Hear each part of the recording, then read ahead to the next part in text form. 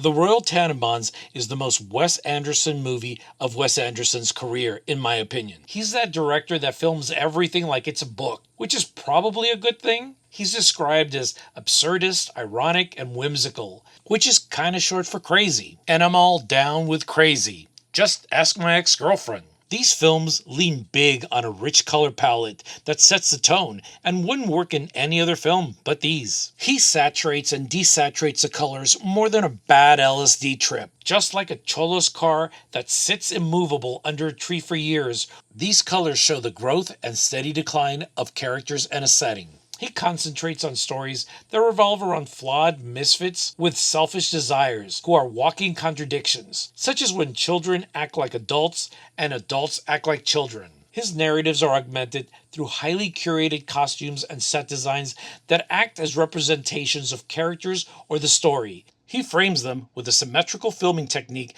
that encapsulates space, time periods, theme, plot, and characters. Also adding to his techniques is the use of offbeat music choices such as folk music and Nova rock, including original scores and songs from his childhood, such as Queen Bitch by David Bowie. This guy was probably a big spaz growing up, but kudos on him for finding a way to monetize it. I want to explore who this Wes Anderson character was, the characters, the story, the meaning, and how it impacted me.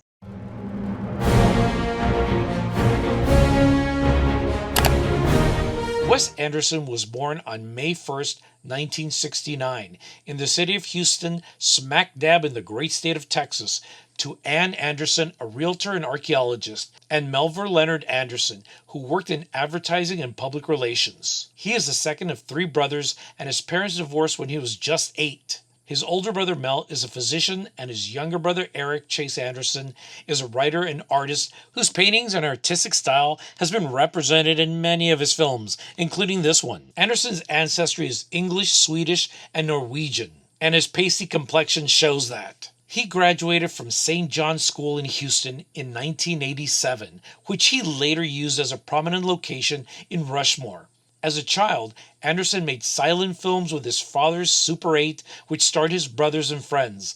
Although at first his ambition was to be a writer, Anderson worked part-time as a cinema projectionist at Hogg Memorial Auditorium while attending the University of Texas at Austin. There he met his roommate and future collaborator, Owen Wilson, in 1989.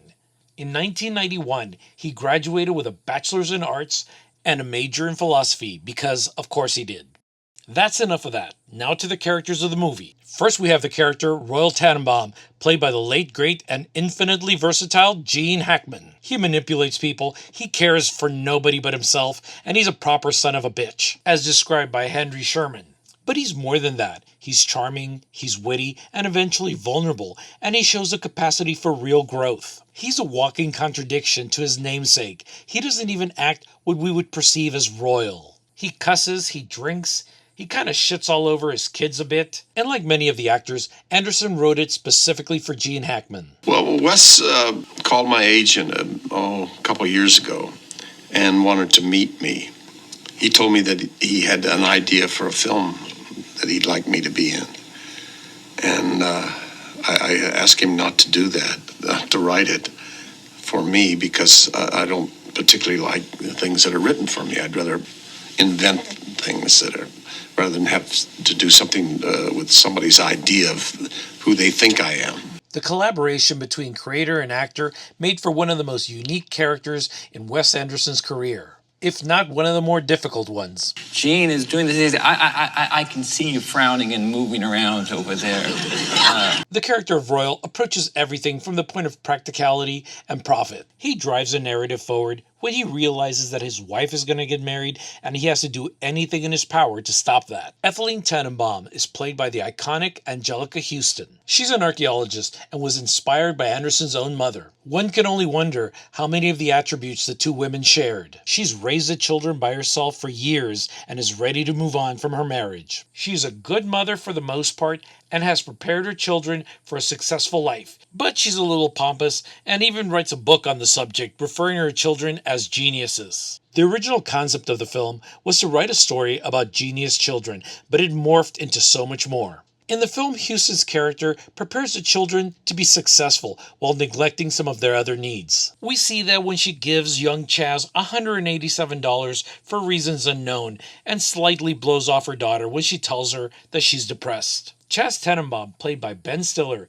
is the fiery and successful financial manager. He runs from his past, and I love how they portray that by constantly dressing him in jogging attire. Stiller plays it straight, but delivers comedy through situations and irony. As a child, his character had a preternatural understanding of international finance. Preternatural, is that a compliment or a criticism? Once again, this shows Anderson's proclivity to portray children as adults. And he was kind of a mini adult as he ran his affairs due to his father's neglect. They don't actually portray him as Royal's favorite son. And you see that when the family's playing with BB guns and Royal shoots him in the hand, even though he's on his own side. Yeah, he's gonna need to get ready for a lifetime of psychiatry sessions. Anderson shows us that for all his success, he's still vulnerable and broken, and then later unravels due to the death of his wife. His sons, Ari and Uzi, dress like him because he's pretty much shaped them in his own image, and they're as much his progeny as they are clones of him.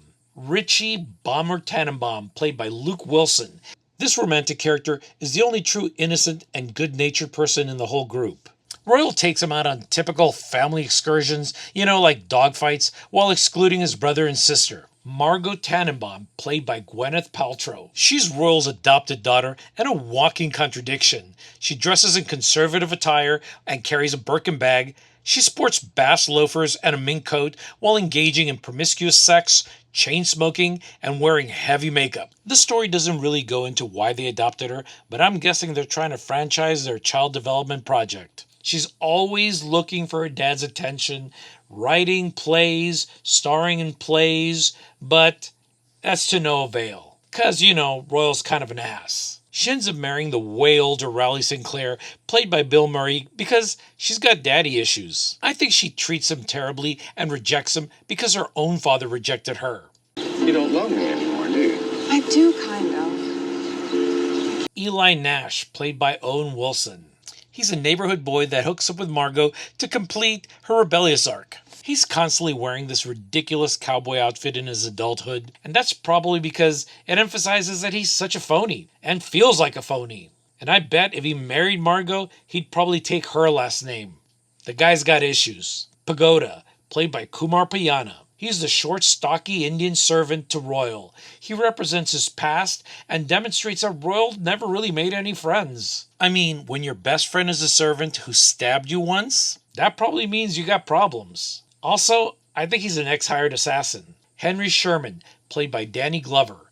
He's the anti-Royal. He's everything that Etheline's husband was not. He's a family man with pure intentions for Ethel and constantly foils Royal's plans. In the story, Wes explores the angst that he underwent when his parents got divorced. And he does this by portraying Richie and Margot in the same clothes that they were in when they were children. This shows that they're still undergoing a state of arrested development. It's a story about children and a father who are broken, and this occurred because of one man's selfishness when he was younger. Royal finds out that the beautiful delusion of his marriage will soon be over, and Etheline will marry Henry. Royal never understood what his family meant to him until he was at the verge of losing it, and that's a powerful motivation for a selfish person like him. Gene Hackman gives a masterclass on how it is to walk the fine line between humor and drama, heartbreak and hilarity. Okay, listen, I'm not dying. You two... What's wrong with you? Ethel, baby, I am dying. And the sad thing is that he hasn't been in their life for 20 years and only wants her back because he feels like he's going to lose her forever. Also, I think that on some level, he feels that if he loses her, he loses his identity and a past that was so good to him at the time. Serendipitously, all the little broken geniuses move back into the nest after Chaz realizes that his home is a death trap and he loses his mind. So the stage is set for Royal to weasel his way back into the lives of his children and grandchildren, Uzi and Ari. In no time at all, Royal overplays his hand and pisses off Henry, prompting him to investigate further into his condition. This leads to Royal getting kicked out and coincides with the discovery that Margot has been living a double life and having an affair with Eli Cash. Richie has always been obsessed with Margot, and the news of Eli Cash breaks his heart. Anderson films this beautifully melancholy scene with a cyan filter and the song Needle in the Hay by Elliott Smith.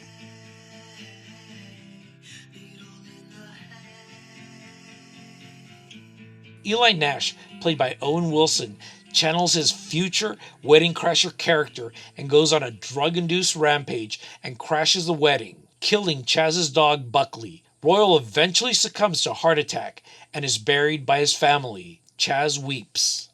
At its heart, and this film has a lot of it, this movie is about regret, growth, and second chances. Sometimes in life, we regret too late. Fortunately, Royal does have a chance to make amends. The protagonist of the story has always lived for himself, and he didn't have any love left over for his family. It was only after spending real time with him due to his dire situation that he understood how much his family really meant to him, and then experiences true growth. After a life of no consequence, his inside self matches his outside self and his financial situation. Royal seeks to develop a relationship out of necessity at first, and then out of true regret and a desire to have a second chance with his family. The line that truly encapsulates this film is when Royal tells Etheline that the last 6 days he spent with his family were the best of his life. First, as a way to justify his actions, then he realizes that he actually meant it. After this revelation, he takes true agency over his life, helping his family heal, completing his redemptive arc. If you haven't watched this film, watch it as soon as possible. If you have, watch it again and gain some new perspective out of it. Rotten Tomatoes gives it an 81% critic score and an 89% audience score. Needless to say, I give it 5 enthusiastic reels out of 5. Well, that's my review of the cult classic, The Royal Tenenbaums. Let me know what you think in the comments below. Like, subscribe, and do all the rest of that stuff. And as always, keep watching movies.